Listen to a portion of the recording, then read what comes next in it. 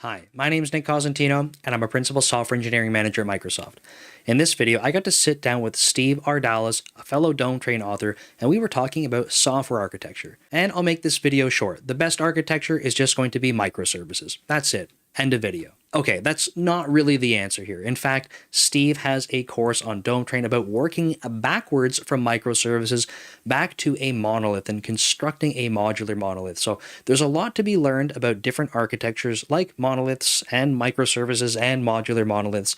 And in this conversation, Steve goes over a whole bunch of this information to try and help guide you around different ways and different things that you should be thinking about in your software architecture. So if you are building applications and services, this is going to be a great video for you to have some extra context and think through these types of things. So I think it's a really awesome conversation. So sit back, enjoy, and I'll see you next time.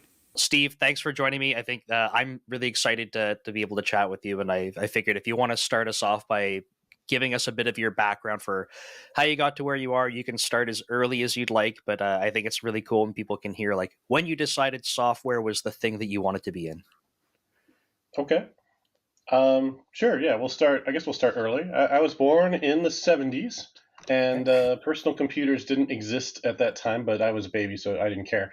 But by the 80s, they were starting to become a thing. And my first home computer, I guess, there was a Commodore VIC-20 in there somewhere at school, but then at home, my dad bought an Apple II Plus computer, Okay. and we would, between us, program games that we'd get from a magazine. We could type in all the code and then play whatever silly game there was, and that was kind of cool. And that first was my introduction to computers, and having a computer like in my house that I could play on was definitely, I think, influential to my future career. I didn't think at that time like this is what I really want to do. I want to be a programmer so much, but I did really enjoy it, and I was curious and tried Sure. things and all that. And I was lucky that we had some computers when I went through public school and got to high school, that we had the ability to take a programming class, which I enjoyed. And then when I went to college, I was really into physics. So my major was going to be physics, and I was going to do that. And I got a scholarship that wouldn't let me pick physics as the Oh, major. I had to pick like math or comp sci or something else. So I was like, fine, I'll do comp sci because I like computers and physics. Um, and then by my sophomore year, I was, freshman year physics is pretty easy. I thought by sophomore year, the physics stuff was like really hard. You'd get like homework problems. Here, do these three problems, and it would take you like an hour and a half to do three problems. And then the computer science stuff was like, hey, go write this program. You've got a week, and go hang out with your friends in the computer lab and work on it together. And that was a lot more fun and easier. And I was also thinking like, what am I going to do with a bachelor's degree in physics? interesting. As a Okay. job, right? Yep. This is mid '90s at this point where I'm in school, and with computer science, like obviously that was just booming all through the '90s. Things were doing great, and the whole .com thing was springing to life.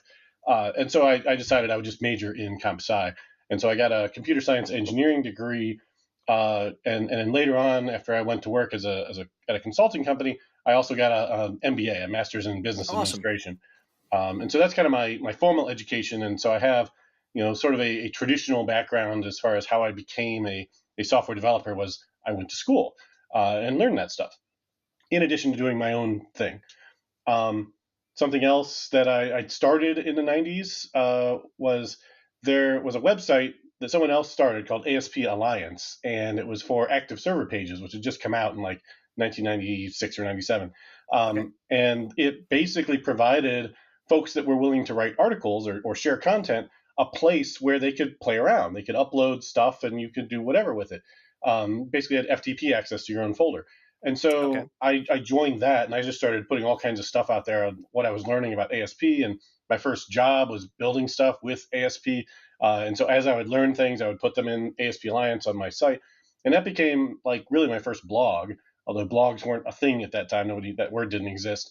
But I would share what I knew for me, so that when I went to another client and needed to know how to do this stuff, instead of carrying around like a notebook or whatever, or I didn't have a laptop at the time, I could just go to my website and be like, oh, here's all my notes. Here's how I do this stuff. Right. And I had all the source code and everything right with it. So that served me well. And writing and doing that opened a lot of doors for me over the years. Before we move on, this is just a reminder that I do have courses available on DomeTrain if you want to level up in your C# programming. If you head over to DomeTrain, you can see that I have a course bundle that has my getting started and deep dive courses on C#.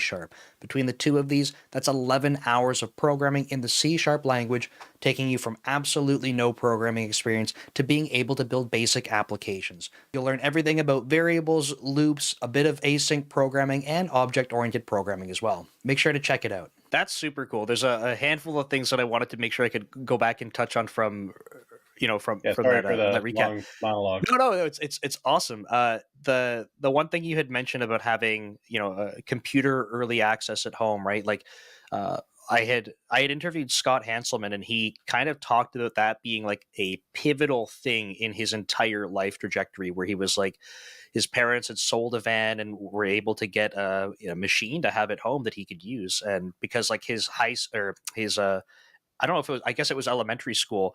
A teacher that he had was able to say, like, I think that he would do well at this. So his parents were like, sure. And for him just having access to that, because not everyone does, he was saying, like, that's something that really changed his trajectory. So I love, and I've been hearing this more from a couple of people. I didn't grow up with the magazine sort of era with the source code, but it sounds fascinating to be able to say, okay, there's a book that has code in it. And I'm not saying this was your only way to play video games necessarily, but having like a book that if you copied the code, you could have a video game to go play. I think that's super cool. And this was all pre-internet, so that was like the only way you were going to get it. The magazine didn't come with a disc or anything, and later on that would happen. You'd get a CD or whatever with the magazine, but in the early '80s, it was like you got to type it out by hand, and if you make mistakes, you got to find them.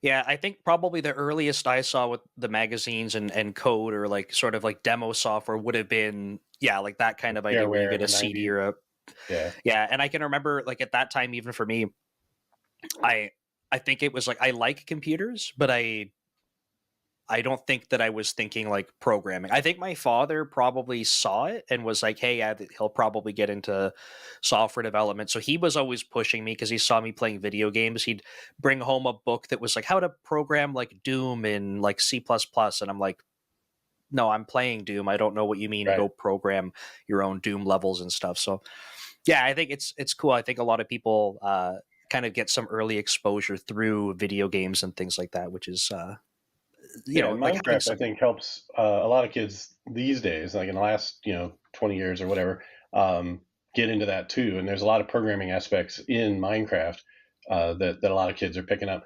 But it occurs to me just as I was telling the story, like my kids, my youngest kids, I have 9-year-old twins. They don't actually have a PC that they can just go play around on. So I'm like, maybe I need to do that. But there's so many more concerns about having young children on the internet now than there were in the early '80s too. So it's a balance. Yeah, and I absolutely get that. I worked before Microsoft. I worked in digital forensics for 8 years, and like what we did was basically try to create software to help kids that had gone through some bad times, especially like through internet activities and things like that. So it's scary just how much access there is on the internet. It's such like a blessing and a curse at the same time. So definitely understandable. But yeah, I had also talked to someone recently that said they went to college for physics and ended up having a pivot into software, which I thought was awesome. I can't imagine going for physics because I know I had my entry level stuff in computer engineering. And I was already like, high school was super easy, and then anything at the college level was immediately kind of pushing me over the edge of like, nope, like get me to the code so I can pass. Right. Very cool. Yeah, I had a really good high school physics teacher, and I think that made a big difference and why I really loved it. But then the amount of effort to get to anything useful once you get past mechanics just went through the roof. So and the amount of math that you needed to have.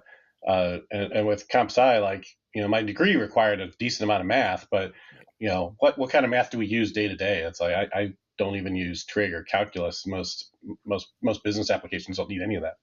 Right, and yeah, this is something I try to bring awareness of. I know, like, if people are going through school for computer science, like almost by definition, computer science is like heavy in math, but practical application. when I talk about this, I try to remind people it's very much domain driven where your math comes in. If you're working in finance, if you're working in graphics and games, like these are going Right. to be things that have a ton of math Yep. because of the domain. But if you're just building like a CRUD application, or even, I don't know, like there's a lot of back end stuff where you're building it and the math doesn't come up unless you're trying to do like performance optimization and you want like statistics about like your P95 or your multiple nines of Yeah. Statistics uptime and and all that. stuff. Yep. But even then, it's like I don't feel like you even really need to understand how it works. Like, it's great if you do, but like if you can have tools that give you the numbers and you're like, I know I need to make that number go up or down, like it's not not so Right. bad. Yeah, and a lot of that stuff, even the games, it's like the person that writes the game engine really needs to know the physics, right? But you can pick up a physics engine even for JavaScript, right? JavaScript has physics engine libraries, or if you want to build a 3D game, you can use Unreal Engine or Unity or whatever, and uh, you know that's outside my domain. I'm not a game developer, but I know those things exist, and if I Mhm. wanted to build a game, I wouldn't necessarily have to figure out all the trig of how to this thing appears in front of that thing in this 3D world. Like I had to do a little bit of that in college, but it's not something I've ever had to do in my professional career.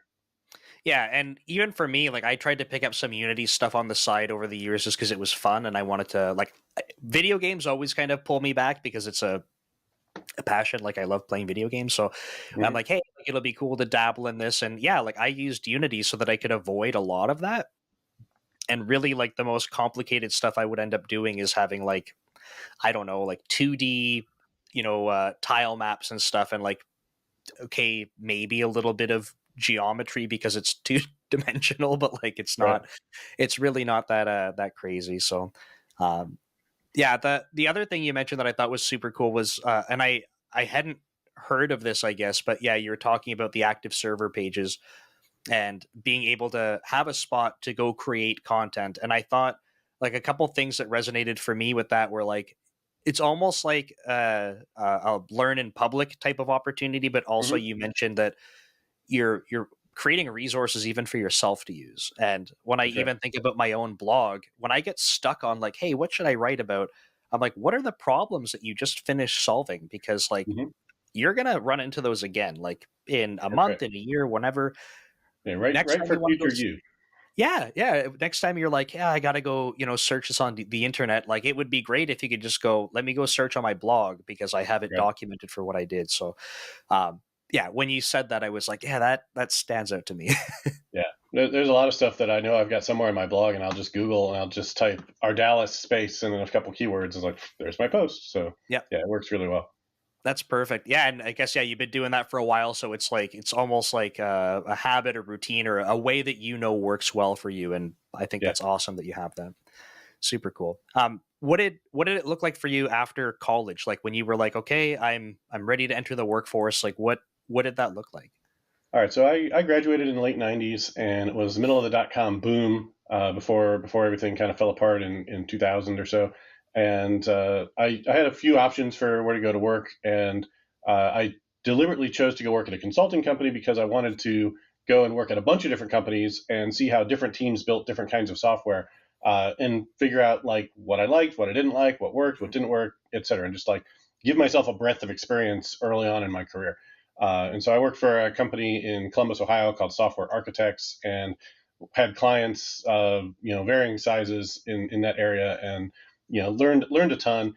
One of my first clients was totally focused on the Y2K bug at the time, but they Okay. had this project that they needed built, and all their staff were busy looking through all their code, fixing Y2K stuff. So they basically handed me this new grad this project and let me pick the technology to build it in. So I did some research. I ended up picking active server pages, and built this whole app in like a year or so for them. And so that was a really great initial experience. But then all the other clients too like really helped give me a breadth of experience in like how different folks built software. That's really cool. I think when I had internship opportunities, I had a similar approach where I said like, and it was one of my first employers who went to the same university as me. Basically, highly suggested. He was like, if you have internships, he's like, I highly recommend you go find a bunch of different places. Like, when else? Because we had 6 internships, and he said, when else in your life are you going to have 6 opportunities that are 4 months long to go work wherever you can, Right. apply to. So he took me back for a second internship, and after that, he said, "I'd love to have you back again," but he's like, almost like in good conscience, I can't, because I want you to make sure that you have a good breadth of experiences. And I kind of took that to heart and was like, okay, like let me go try different domains, building different types of things, and yeah, I think it's important because, and maybe it's a lot trickier now with, I think it's people are really feeling like it's harder to land like their first job and that kind of thing. So I want to be have awareness of that I can't just sit here and be like, oh, just go try a million Yeah, it's so things. easy. Right. Yeah, but I think if you do have that opportunity, or once you can find sort of if you're finding that you are able to land jobs and move around and stuff like that, I think that it's important that you have a bit of opportunity to explore and try to find like what you enjoy, and that can be domain, it can be the different types of teams you're working in. Like there could be a lot of factors to consider to like try and find something that resonates with you. Yeah. And like you were saying, having 4-month long gigs, like if you do that on your resume, it's like people are going to wonder why you can't hold a job, right? Like you have to say internship beside all those in order for that Yep. to not look bad. But yeah, if you don't want the risk of jumping around like that, find a contracting position, find a consulting company or something like that, where they're going to put you at different clients, but you're still going to have the same employer over that period. Just different options, right? And find a path that works for you.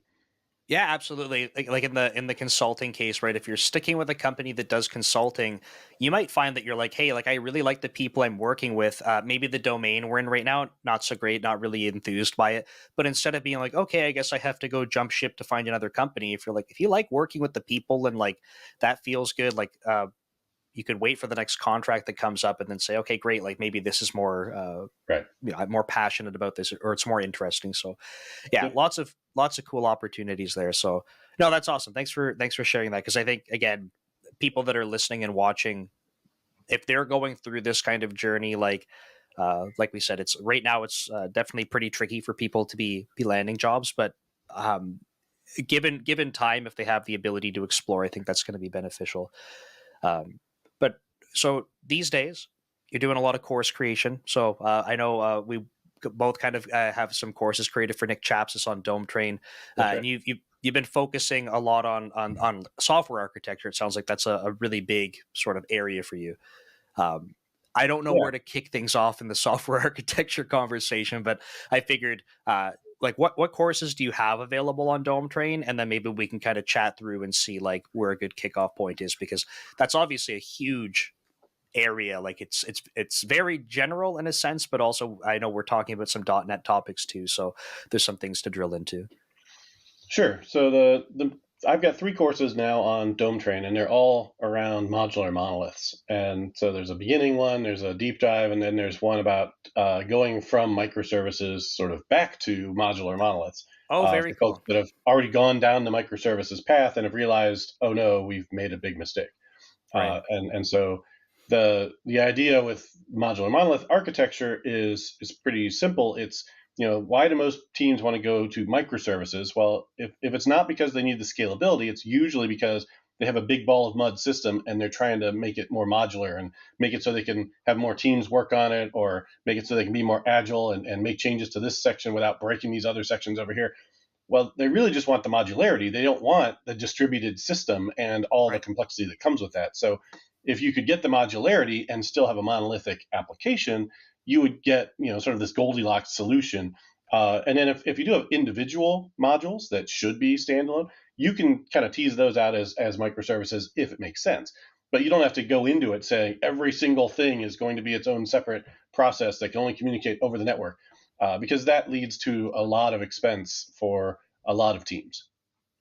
Absolutely. And I think, yeah, like I've definitely been observing a shift completely backwards away from microservices, right? Like I don't know for how long, but for a long while now, it's been like, hey, everyone, microservices are the way, because it's almost like on paper, it looks really good. Like it's the Right. ultimate for modularity. Everything's totally decoupled. You have all of this flexibility through it. But in practice, it's very much like there's a lot of overhead for trying to manage how all those things work. And Right. it's kind of funny because I think probably the majority of programmers and software developers, we have this bad habit of like, okay, I'm about to start something. Like, what does perfect look like? And okay, well, if I have ultimate like flexibility, all this modularity, it must be microservices. So let me just start by focusing on building in that direction. But Yeah. the scale and all that kind of stuff that you would be like sort of requiring microservices for, like you don't have that. Like might not even have customers for a year, like, and then you get a couple of customers, and so why do you need something that Right. horizontally scales like crazy? It's like it's just Right. overkill. Yeah. I mean, and you look at sites like Stack Overflow, they are running on like one or two servers with a monolithic application. I don't think 99.9% of the business apps that most .NET developers are building are ever going to have anywhere close to the traffic that Stack Overflow has. And Right. so, yeah, you don't have to have or doesn't necessarily need microservices to build a fast, scalable application. Right. Now, You end up you see like a solution, like microservices are a solution for scalability and things like that, but that's not the only solution. So right. it's And there's some resume driven development going on there too. I mean, a lot of developers are like, hey, microservices are cool. And if I want to like build out my resume for my next position, I better learn about that. So if I can apply them here, that would be great for me. And it's probably good for my company too. But, I really want to learn about microservices. So let's do that. Right. And Martin Fowler wrote an article about it. So it must be great. yeah, I that's a really interesting point, right? That like we're we almost like cause the problems for ourselves where we kind of say, okay, well, people are talking about this, how do I make sure I can jump on the bandwagon? So okay, like if there's an opportunity at work, we could try this thing out. People are talking about this is the direction, it seems like, and we kind of like, it's like a vicious cycle of doing it. So Yeah. that's Yeah. There's a hype train and you don't want to miss it. And so often it ends badly for folks because, you've got to analyze the problem and come up with a solution that matches the problem's needs. Because in architecture, the first law of architecture is everything is a trade-off. And yes, microservices is an architectural style, but it has all kinds of trade-offs versus other architectural styles. absolutely. And I didn't realize that you had this third course you mentioned about going back. Yeah, So from your perspective, I just wanted to kind of dive into this part because it's fascinating to me because it's funny seeing people talk about it online, where you see the shift of everyone talking about microservices to a lot more people saying like that is probably overkill for like basically 99% of people. It's going to be overkill. 99% of what you're building, you're not going to need that. So in situations where people have gone and they've started building out microservices, in my head, it feels like it would just feel very backwards to start like pulling code back into like a common spot. So can you walk us through, like, without just revealing all of the course details, but can you walk us through like high level, what does that look like? And can you think about like, as I'm saying this, like these mental barriers where you're almost like fighting against what feels like you're starting to like couple things back together or something like that? sure. Yeah. So one of the things the course includes are a number of case studies that are companies you've heard of that have done this and the reasons why and the results. And a lot of times it's performance and cost, because having a lot of out of process communication for things that need to communicate a lot is way more expensive over the network versus putting everything in one place and just using in process communication. And in some cases, you might be building with the latest and greatest cloud native technologies, right? So you've got everything is in a service bus, and you got these serverless functions that are doing the work, and you're paying for every single message that happens. And so you build this architecture that needs to scale really large. Like let's say you're processing video for YouTube or something. And I'm sure YouTube doesn't do this, but imagine that every time a video comes in, you've got to go and analyze it and look for copyright violations. And Sure. so for every like couple seconds of video, you're taking a piece of that, throwing it on a service bus, sending it to a serverless function, having it do its thing, put it back on the service bus, have something else pick it up, right? Whereas you could have had a worker sit there and take a whole video in and just run through it, and scale out as many workers as you want, right? But now it's not microservices because there's just one worker doing one job, right? That's kind of the difference, right? And that's what some of these case studies have shown is, we had this architecture that was highly distributed, Kubernetes, lots of little small pieces, each doing one tiny little thing, and the communication overhead over the network and or using cloud resources was causing the performance to be terrible and the cost to be outrageous. Amazon Prime had an example that was video processing related, and they cut their cost, to themselves because they were using AWS, of course, by 90% by taking a microservice-based architecture and consolidating it down into a more monolithic approach. So the first thing I do is I show why, right? What is the justification for why you might want to reconsider microservices? And being able to say that other companies have reconsidered this. It's not too late. You can come back. And then after that, it's do a bunch of testing, make sure you understand what the system does now, because like any refactoring, even an architectural refactoring, you want to be able to do it from a place of safety where you know that when you're done, you haven't broken anything. Everything still works. So I emphasize making sure you have proper testing in place, and then after that, it's a matter of identifying what needs to come together and in what order. And usually it's things like you've got separate databases because microservices ideally should have their own data, and so you look at consolidating that, and then the functionality is usually the next piece, and you can identify hotspots where you do have these two microservices that aren't performing well enough or are extremely chatty with one another.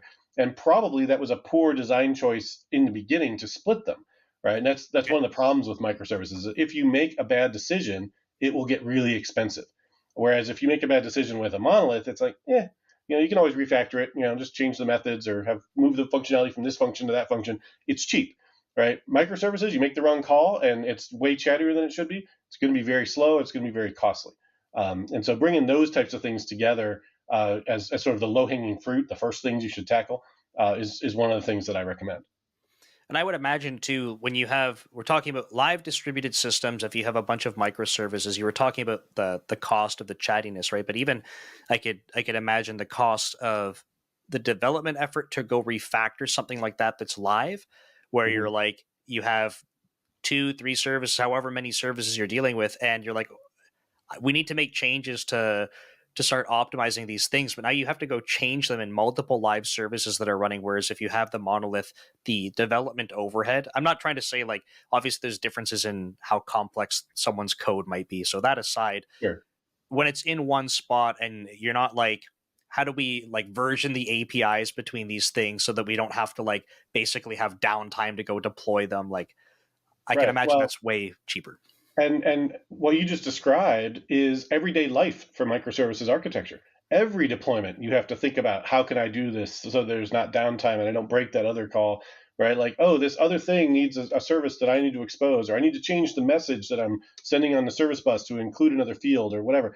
And every time you change anything like that, all your other things might depend on that and might break. So, the complexity around that is much higher with microservices, and it's not insurmountable, but it does require a lot more rigor in terms of your software engineering practices to do it in a way that doesn't introduce downtime. Absolutely. And like for context, like so at Microsoft now, I've switched teams, but I used to work on one of the deployment teams inside of Substrate, so all of the sort of backend infrastructure for the Microsoft 365 products. And like the nicer part about deployment was working with the microservices as the deployment team, because we would have these things where it was like, go deploy them. It's nice to work with for us. The stuff that was more challenging was monolithic deployments for us, because if one team had an issue with a monolithic deployment, we'd have to go, sorry, every other team part of this deployment, no dice for you. And that's a really crappy spot to be in.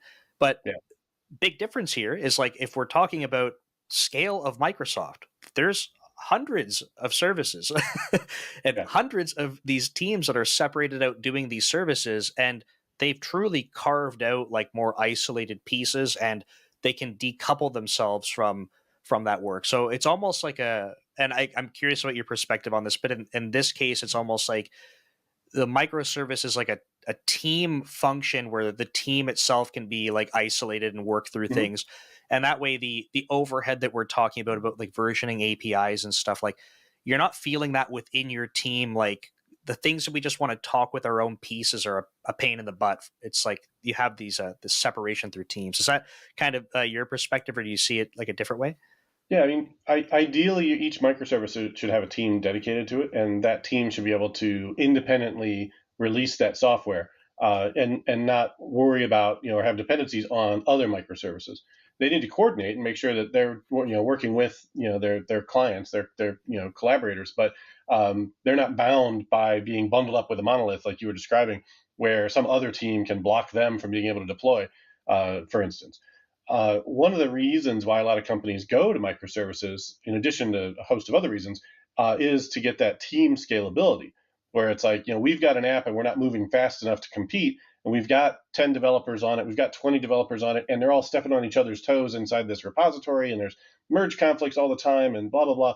If we had microservices, we could have, 3 teams, each working on different parts of this, and we could go faster overall, is the dream.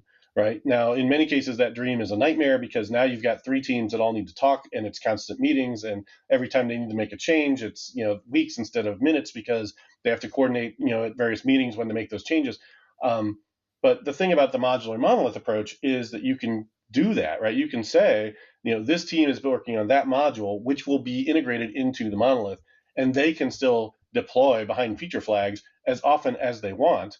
And then the monolith just ships on a regular cadence, as long as no one has a showstopper bug, which, if you're using feature flags and if you're writing tests properly, is all achievable, right? And so that 99% of the time you're deploying on a regular, consistent cadence, and any team building any module can have their changes going out on that cadence. Right. No, that's a really interesting point, right? So and you kind of said it like in the beginning of our conversation, but it's like this Goldilocks scenario. But when you have a modular monolith, the point is that you are decoupling code. Like you have modules that are their own areas. They don't have to be conflicting with each other. But the deployment part is interesting, right? So, but you kind of highlighted how you work around that, because someone might argue like, okay, well, if we have a modular monolith, if we're all shipping the code together, it only takes, the more teams you have, statistically, the more likelihood of one bug coming up blocking everyone. Right. But there's a pattern for working around that, right? You don't have to say, oh, I guess we're screwed. We have to go separate all the code, have separate deployments. You say, no, deploy it all, but like you can turn this part off. Right. Are there, from your experiences, are there situations where something like a feature flag is not enough? Like, sort of like the true limitations when we do start to go down the modular monolith path? Because it sounds like it's getting the best of both worlds, but like, are there situations where like feature flag's not enough and teams are going to be held up, or any sort of other like pitfalls that are worth calling out? A modular monolith is more complex than just a ball of mud monolith, because you still need to deal with things like versioning and stuff between the modules. The only way the modules can be independent is if they expose some contracts that are used with messages to communicate back and forth, right? And so they're not tightly coupled. Module A doesn't just new up a class from module B and start calling methods on it, because if it did, then the team that's responsible for module B can't make changes to that class, because if they do, they'll break module A, right? But what module B can do is expose a contract or a message, and you have some infrastructure where you can pass those messages around. And now, as long as they don't break the message contract, they can refactor how they implement everything inside their module all day long. And then when they do need to add additional functionality, they need to add new messages with new versions or what have you. Same type of thing you do in microservices, right? You have all those same problems. But with microservices, you also have all the fallacies of distributed computing tacked on top of that, and all the issues with how you're going to deal with observability and traceability and debugging a distributed application, right? So with the modular monolith, yes, you still have to coordinate between teams. Yes, you still need to make it so each module is independent, has its own database, communicates through contracts, but at the end of the day, it gets packaged into an in-process solution that gets deployed as a single unit. Right. Yeah. No, and it's a good point, right? It's not that modular monoliths are just, there are zero problems or that we've avoided all of them. It's just like you kind of, the framing was more like they move the problems, and by moving the problems to a different spot, so to speak, it's like it makes it more manageable. Like it's easier to deal with the problems when they're like centralized like that. And the other thing that you said that I feel like most people like uh, don't seem to notice is like distributed systems are ridiculously complicated. Yes. And if you haven't built them before and you're like, well, no, it's not that bad. I have a database over here and I have my server over here. They talk to each other like, okay, like that. I get it. That's not so complicated, but start scaling these things out now, right? Like you're going to quickly realize that as you start to do that, you have these funky distributed system problems that they're not easy to deal with. So when you can remove a lot of those or minimize them, I think there's a huge opportunity there. Right. And you just have to remember that every hour that you spend trying to figure something out with this cool event-driven distributed architecture is an hour that you didn't spend building a feature or fixing a bug for the business. Like that all that stuff is just, overhead for you to ship working software. Right. Okay. No. So another question I have for you then is like it seems like there's a lot of goodness with kind of coming back to modular monoliths in this process, or even if you started from a modular monolith. What does it look like to be able to truly carve, like I'm going to use air quotes here, like the right pieces back out into microservices? So I can imagine there is this hybrid approach where you're like, hey, look, modular monolith is a lot of goodness for us, but we have X or Y or Z, and we want to make sure that like that part scales horizontally. Like what does that kind of look like, and how do people approach that? Sure. So I use command query responsibility segregation pretty regularly in my architectures. I think it's valuable in monoliths as well as in microservices. And so in your modular monolith, you're typically going to have communication between modules happening as either commands or as events that are being raised between them. And so you just need to take that same structure, and instead of having it be an in-memory communication, it becomes something that is occurring either over an API or gRPC or some kind of service bus, and now it's out of process, right? And so inside your modular monolith, you could start out on day one building these as a modular monolith with exposed contracts for commands and events and such, and communicating in process with, let's say, mediator or some in-memory channel, channel of T, that's doing all the work for that process. Maybe you upgrade at some point and you say, we're going to use mass transit, we're going to use RabbitMQ, Sure. but still just locally on this one machine to do all that communication. Now, later on, you realize, okay, this thing really needs to scale out like you're describing. Well, I can take that whole module and just drop it into its own separate solution, and all the interfaces that it currently is using for picking up messages or picking up commands using an in-memory library like Mediator or Mass Transit or whatever. Now you just replace that implementation, right? You take that interface and you create a new implementation that now uses Azure Service Bus or now uses a web API endpoint in order to get that message. And you have to change it on both ends, obviously, right? The sender now needs to send the message over a different infrastructure. And then the microservice, now being in a separate process, needs to listen for that message through a different mechanism as well. But as long as you've abstracted those away, which you should do in the beginning, it makes it fairly straightforward to do that. And if you change your mind later, you want to bring it back in, just flip back to those other implementations and you're able to do so. Right. It seems like a really good opportunity where you've built, like you said, this contract. So you have an API, like so it's an interface in your C# code that's like, I'm communicating through this API, and the implementation of that to start off with would, like you said, just be in process, because what's the benefit of trying to go outside of that, right? It's back to you're going to have these other complexities. It's extra overhead. So keep it in process.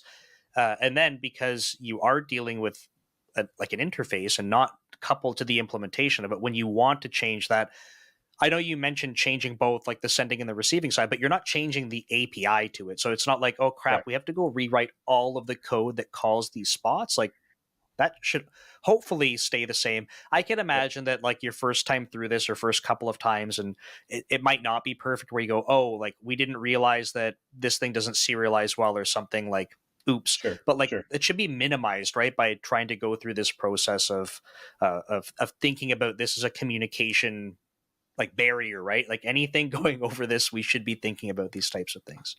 Yeah, and it may be that you want both, right? Like there's a lot of folks that I run into that are anti-abstraction, and they think, oh, abstractions are terrible, and over abstraction is this huge problem because you'll never need it, right? You're never going to change your database. You're never going to change how you communicate between A and B. But a lot of times you don't just change it like in production. You may want to change it in different environments. So Right. yeah, maybe I do have in production a microservice way that I do this, but maybe for some tests that I want to run locally, I would like to just take module B and run it in process in my monolith. And if I just switch out which libraries I'm using, which implementations of these messaging interfaces I'm using, suddenly I can let the module live inside the monolith for some dev environment that I want to run like that. Yep. It might even be that it's a feature that if you're shipping software that customers can opt into, for the free tier, you have everything in your monolith, but at the enterprise level, you can have it broken up into microservices, right? Then you could have each of those different implementations available to turn on for different customers based on what level of product they're purchasing. Yeah, absolutely. I like the idea that you mentioned there about even like in a like say a test environment, or you could pick a different environment and say like we need these pieces, we're going to configure them differently. And to me that checks out. I know like personally like my bias is probably I lean towards like over abstracting things, like self-admittedly I'm like I do it. But I think I would be more cautious about that in teams. Like if I were working and building software with other people, I would probably not like go to extremes of how I over abstract things. But the I think from doing it enough and in my own projects at least, there are patterns I pick up on where one of the ones I talked about recently was building out how I was structuring some ASP.NET Core applications with plugins. Mm-hmm. And I'm like, I just like building plugin systems because it forces like I'm going to say the word physical boundary, although like it's software, there's no physical boundary. So Right, right. forces a physical boundary for me to say, look, these things need to be decoupled. They can't reference each other. For me, that just helps. And someone might say, well, okay, that's kind of dumb because now you're dynamically loading these DLLs because you have a plugin system.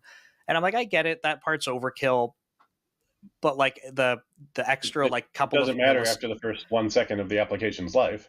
Yeah, and I'm like, and for me at least, I understand how these things work. I'm comfortable with that. In a Mm-hmm. team, might change, but what I have found is like, uh, again, when people say, "Isn't that overkill? Isn't that extreme?" I go, I've actually had situations where instead of packaging my plugins in an ASP.NET Core app, I go, I want a command line tool. Like, I want to be able to talk to my real server using my APIs and exercise them, and I just have a command line tool sitting on top of my entire stack Mm-hmm. that like sort of bypasses the web routes. So Right. all of my business logic, my data layer, it's all right there. And it's because I was able to kind of make these things modular. So slicing it a slightly different way, but the modularity and decoupling things. And like you said, maybe that's over abstracting, but like, I don't know. Like I think when you're around a bunch of things a lot over time, you start to pick up on patterns and you might lean into some of these more and more frequently, and other things you go, maybe in your experience, you're like, yeah, I've never actually swapped a database implementation after 25 years of programming. And like, I just don't lean into that anymore. Sure. Yeah. No, that's awesome. The modular monolith topic, I think, is a huge focus for folks. Um, are there like clean architecture is another one that comes up a lot. Yeah. I've never, for some reason, the word clean when it comes up in software in general, I kind of have to like I cringe a little bit because I'm like, I don't know who got to decide what clean is. I know clean architecture is its own thing, but when people Right. talk about like this is clean code, I'm like, that's the most subjective thing like you could ever say. But when Kind of like agile, right? yeah, Yeah, like yeah. a Like hundred if you percent. if you take a style and you brand it in such a way that the opposite is just bad, right? Then it makes it's a really good marketing play, right? Like, of course we're agile, but we want to be clumsy. Of course our code is clean. Should it be dirty? Like, it's brilliant from a marketing perspective. But Yeah, yeah, clean architecture is something I also talk quite a bit about, and I do use that frequently. One point I make in my modular monolith course, though, is that each module can have its own architectural structure internally. So, clean architecture, which is basically the same or very similar to onion architecture, hexagonal architecture, ports and adapters, all those things are just different names for very similar style. You could have some modules that use that style and have Right. multiple projects for infrastructure and domain or core entities or things like that. But if you're really into vertical slice architecture where you don't care about all that, you just want one project, you've got your endpoint and all the things it uses, and you just have a folder for each feature, let's say, right? You can totally do that in an individual module also. And that's another thing that folks use as a benefit of microservices, is that each microservice can make its own decisions that are best for it. In a modular monolith, you can also do that. The one thing you can't do typically is make a decision to do this module in Java and that module in C#, right? You're pretty much going to all be in .NET if you're building your modular monolith as a .NET monolith. That's a really good point, and thanks for bringing up the fact that like architecture is not something that has to be universally applied to an application at all different points, right? You might have the overall application follow some architecture. Makes sense. And then, as you said, kind of breaking it down into the modules themselves can have their own architecture. I think that's a really key part. And I think probably goes unnoticed a lot because it's like, well, what's the overall architecture for this application? We just have to follow that. But I know, like for me, like in the beginning, and probably the same for many people that started out, like layered architecture is like it's the thing. Like you just build things in layers. Like that's the the traditional way of like doing these levels of abstraction and stuff. Yeah. So okay, like that's how I started. It took a long while to sort of unlearn that and learn other patterns, right? So unlearn just doing layers and following other things because they might make more sense. But I actually find that when I go down a modular monolith path, or like plugin architecture, vertical slices within my slice, within my plugin, within my module, I kind of my brain defaults back to, okay, let me build the layers within here. Mm-hmm. And it's its own layered architecture, but in its own little narrow vertical. So yeah, that's how my brain ends up going. The principle that I generally try to follow, and I think it is very valuable in most software situations, is separation of concerns. And it's a little vague, like what is a concern, right? But things like data access being coupled to user interface decisions, right? Those should usually be things that are separated somehow, right? They should be in different classes, if nothing else, or different functions, and they should communicate through some abstraction or data type or construct that doesn't leak the details of either side, so that I could have how I get the data is totally independent from whether I'm displaying this in a console app or it's a React app, right? And that's pretty fundamental to software design, I think. Although many developers would say no, just put it all together and it'll be faster, it'll be easier, it's simpler, I can see it all at once. Like I think that's something that over time you learn that there's benefits to having it separated, and when you're newer in your career, maybe it's easier and faster for you to see everything together at once. But there's downsides to that you start to run into as software evolves and changes, and it becomes useful to have seams in your software where you can say, no, we're going to just deal with this section by itself, and not be concerned with the other concern, right? Yeah, no, I love that, and I think your example definitely holds true from like feedback I've seen online. People talking about these things, like why would you go through the overhead of taking some call it like a data transfer object, some class, and you have it here and you have almost the exact same thing on the other side? Like why would you go translate between these things? That's literally just extra overhead. You're never going to need this type of stuff. And I've, at least from how I've built software, I have run into situations all of the time where the way that I'm storing data and accessing it, whatever like record comes out of that, whatever that looks like, is just not the same thing that I need on my API. And they might start very, very similar. And if on day one I said, you know what, all the way from my data access layer, I'm going to pass the same type, like literally the same type all the way up, it would work. It would work and it would be fine. And then maybe in a week, in a month, at some point, at least from my experience, it's almost guaranteed that it's going to change. And that will mean if I want to rename something, and we have to remember, like if we're talking about web services, these things are live and running. Right. So if I'm like, hey, I just want to rename something in the database, it doesn't make sense anymore. Okay, and if I was using an ORM and it was mapping, if I needed to rename it in the code as well, so it made more sense. All of a sudden, just changing the name of a property that I have in code is now going to propagate through, and my API response is going to break. Like, right, for everybody. and it's like it's a ridiculous problem to have, but I don't know. Like for some people, that might be something where they're like, I can manage that. That's fine. But I've just had enough situations where I'm like, I'm gonna put in some translation layers and like, Right. And you could make the argument. You could say, well, when that happens, then I'll introduce a DTO, right? But now your architecture is totally inconsistent. It's like, well, sometimes we just use the data entity, and sometimes we have our bespoke API DTO that we use. And, well, how do you decide which? Well, it's complicated. It depends if we change something at some point in the past 2 years. Like, that's not great. Some new developer joining the team is not going to ever understand those arbitrary rules. Whereas if you just say, look, these are the contracts that we use for our clients of our public API. This is the wire format, right? That's going to go over the wire. And over here, this is how we store our data.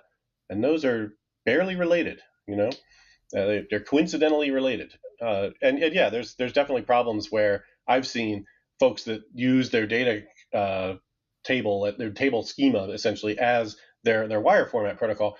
And you end up with things where they add metadata like, last updated by, or last update date, or create date, or whatever.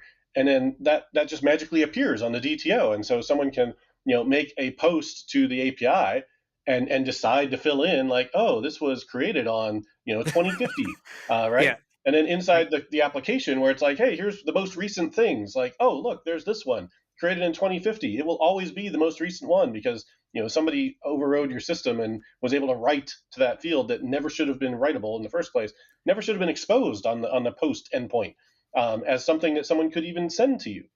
Yep. Yeah, and I had the same type of example going the other way, where just more data was added into the records on the back end, and now we're just like sending back to the front end more information than it should probably be able to see, and it's like, right. But we needed it in the back end as it was doing some processing. So it's they're separate things. Over posting and data leaking out, like both of those problems happen because you were too lazy to have two classes. Right? Like it's not that hard to write a class in C# or a record. All of the performance overhead of of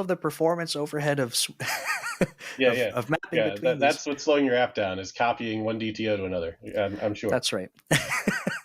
Awesome. Well, no, Steve, I want to be conscious of time because we're coming to the top of the hour here. So I wanted to say, first of all, thank you so much for making the time to chat with me. I know we kind of talked through some Dome Train courses. I'll make sure I have links to that. But where can people get in touch with you if they want to see more Steve and chat with you? Yeah, so I go by Ardalis online, Ardalis. And so you'll find me on youtube.com/Ardalis, or ardalis.com is my website with my blog. Anywhere online, GitHub, same thing.